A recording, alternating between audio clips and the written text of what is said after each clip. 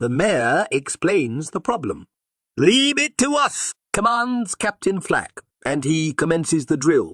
"Cuthbert, get into the box," and Cuthbert does as ordered. "Elevate," and the mechanical arm with the box with Cuthbert inside raise high into the air until it reaches the open window. "Cuthbert, enter through the window, descend stairs and unlock the front door." In a few moments Cuthbert did indeed enter the shop through the window, and after a minute or two of high anticipation from the watching crowd, there was a sharp click and a squeak of hinges, and the front door of the shop flung open.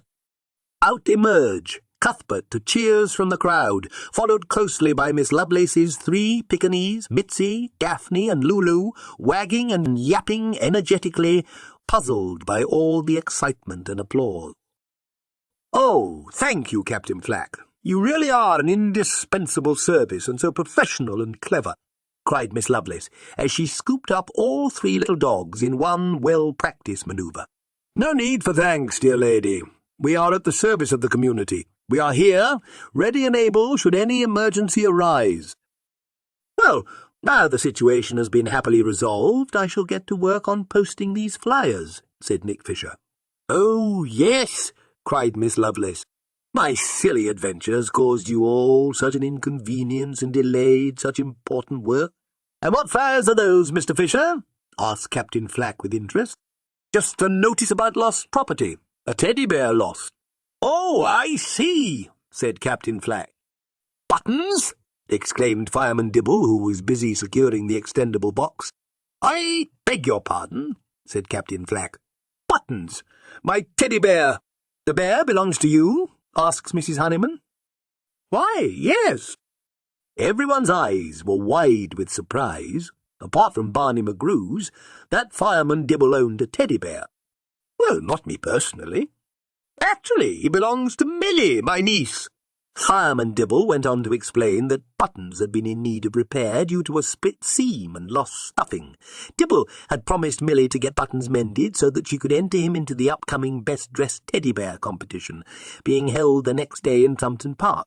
Captain Flack nodded knowingly. "Ah, yes, the competition, followed by the brass band performance. That should be quite the event." Dibble looked crestfallen as he replied, "Yes, it was going to be wonderful for Millie to enter Buttons, but now it's too late to get him fixed in time for the competition. I'm afraid he won't be able to compete." Just then Miss Lovelace squeaked excitedly, "Oh, but wait! Why don't you bring Buttons by my shop first thing in the morning?